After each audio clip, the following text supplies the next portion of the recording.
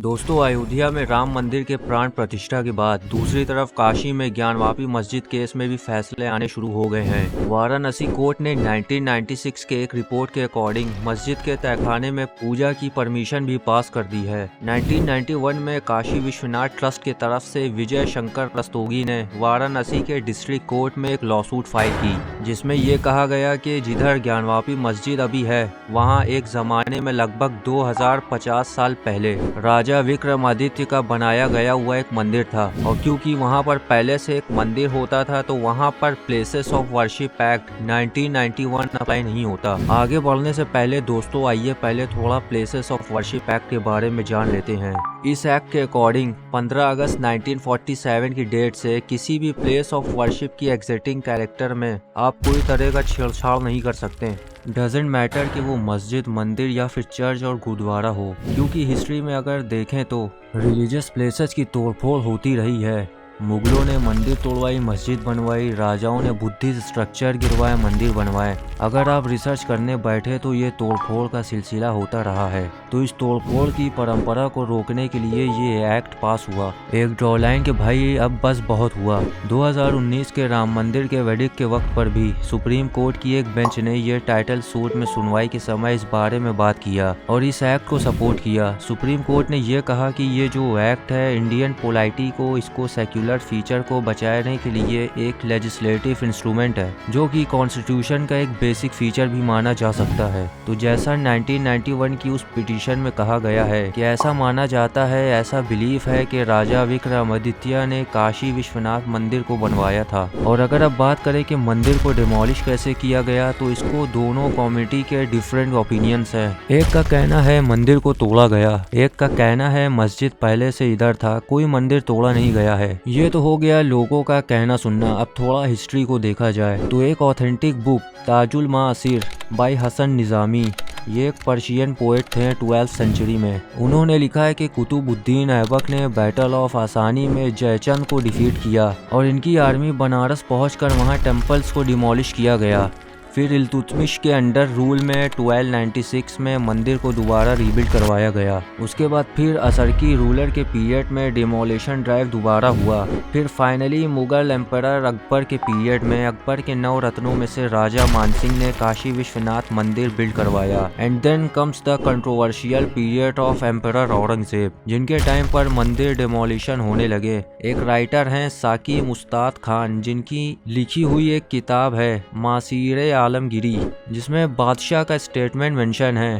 तत्ता, मुल्तान और बनारस में कई टेंपल को डिमोलिश किया गया, जिसमें टेंपल साइट के लोगों का बिलीफ है कि Vishweshwar temple was also demolished and mosque was build at the same place which is called Gyanvapi mosque today. अब ऐसे कोई डिबेट तो है नहीं कि औरंगजेब के रूल में टेंपल को डिस्ट्रॉय किया गया और कई मस्जिद का वहां निर्माण हुआ। मसला इस बात का है कि ज्ञानवापी उनमें से एक है या नहीं। मस्जिद कमेटी का ये क्लेम है कि ज्ञानवापी मस्जिद अकबर के टाइम से ही यहाँ मौजूद है, और सेक्रेटरी ऑफ अंजुमन इंतजामिया मस्जिद कमेटी सैयद मोहम्मद यासीन का मानना है कि अकबर के पीरियड में एक दीन इलाही क्या मस्जिद से सटा हुआ एक मरकज हुआ करता था। उनका यह भी मानना है कि वहाँ 2 कब्रें भी मौजूद हैं, विच prove that this was not a temple but a centre, जहाँ सारे लोग अलाउड हैं। अब दीन इलाही अकबर का बनाया गया हुआ एक न्यू रिलीजन ही कह लीजिए, जिनमें हर धर्म की अच्छाई को मिला के एक धर्म बनाया गया था थ्रू अकबर, और इस मरकज को औरंगजेब के टाइम पर हटवा दिया गया था, जिसका रिमेन्स मस्जिद के पास विजिबल हैं। और मसला इसी का है, इसको आज भी लोग मंदिर के रिमेन्स मानते हैं। 1707 में जब एम्परर औरंगजेब की डेथ हुई, तब Mughal dynasty started to decline और मराठा स्ट्रांग होने लगे। तब 1776 में क्वीन अहलिया बाई होलकर ने काशी विश्वनाथ टेम्पल को रीबिल्ड करवाया। अप्रैल 2020 में वाराणसी डिस्ट्रिक्ट कोर्ट ने 4 औरतों ने ज्ञानवापी मस्जिद वीडियो की परमिशन मांगी, और वीडियो में मंदिर के एंशिएंट सिंबल शो हुए और वजू खाने में शिवलिंग जैसा स्ट्रक्चर भी पाया गया, जिसको लेकर मंदिर साइट का कहना यह था कि ये शिवलिंग है, जबकि मस्जिद साइट का कहना यह था कि ये फाउंटेन है। और अंजुमन इंतजामिया मस्जिद कमेटी जो ज्वाइंट सेक्रेटरी हैं SM यासीन, उनका कहना है कि ऐसा फाउंटेन आपको कई शाही मस्जिद में मिल जाएगा और किसी शिवलिंग के टॉप पर होल नहीं होता, ना ही पाया जाता है। और सेम ऐसा ही कहना राजेंद्र तिवारी का भी है, जो कि काशी विश्वनाथ के जो पुजारी उनके फैमिली मेंबर हैं। वो ये कहते हैं कि जो स्ट्रक्चर के बीच में 63 mm का होल है जो कि शिवलिंग में पॉसिबल ही नहीं है, और असली शिवलिंग तो वो है जिसकी वर्शिप अहिल्याबाई होलकर के टाइम से उनके परिवार करते आए हैं। दोस्तों 1993 से पहले तक Hindus devotees were allowed to worship daily. मस्जिद के पिछले दीवार पर गॉड्स एंड गॉडेस की वर्शिप की जाती थी ऑन अ डेली बेसिस, और किसी को ना हिंदू ना ही मुस्लिम दोनों तरफ किसी को प्रॉब्लम भी नहीं होती थी। फिर उसके बाद कुछ बजरंग दल के कार्यकर्ताओं ने गंगा जल से भरे हुए 350 से भी ज्यादा पॉट्स ज्ञानवापी मस्जिद के अंदर फेंक दिए। ये वीएचपी लीडर सोहन लाल ने खुद कहा कि गंगा जल से भरे हुए कलश फेंके गए हैं। उसके बाद प्रशासन ने उधर 10 फीट की बैरिकेडिंग लगा दी।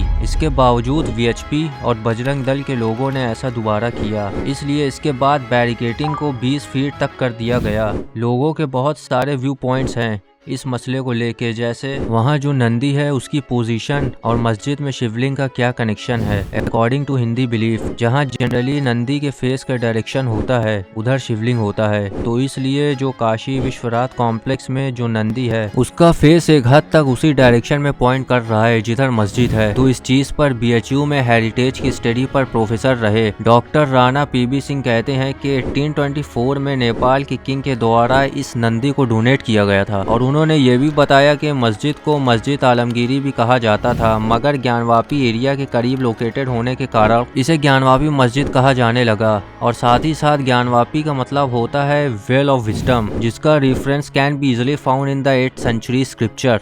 स्कंद पुराण, इस शब्द का स्कंद पुराण में भी जिक्र है। दोस्तों प्लेसेस ऑफ वर्शिप एक्ट 1991 इसलिए लाया गया था कि इस तोड़फोड़ कम्युनल वायलेंस को रोका जाए और चूज किया जाए, बात किया जाए डेवलपमेंट, आर्थिक तरक्की और कम्युनल पॉलिटिक्स। 2014 से पहले तक ये सब कुछ हद तक सच भी था, क्योंकि लोगों ने ही असल मुद्दे को मद्देनजर रखते हुए करप्शन को रियल इशू बना के जो असली मुद्दा है, इसलिए 2014 में जनता ने कांग्रेस को आउट किया। मगर आज करप्शन को मुद्दा बना के देख लें आप लोग, कुछ पूछ लें किसी से, लोग बोलेंगे ऑल इज वेल। भाई असली मुद्दा यह है कि will Hindu Muslim move forward together and work for the development of the country. अगर हम थर्ड लार्जेस्ट इकोनॉमी बन भी गए तब भी हमारी एवरेज इनकम आमदनी बांग्लादेश से भी कम है। अनएम्प्लॉयमेंट, इन्फ्लेशन, चाइना का थ्रेट, लॉ एंड ऑर्डर, ये सब रियल मुद्दा है। बाकी आपके ओपिनियंस क्या है कमेंट सेक्शन में जरूर बताइएगा। दोस्तों ऐसा वीडियो बनाने में काफी टाइम और एफर्ट लगते हैं, तो please consider to drop a like of this video.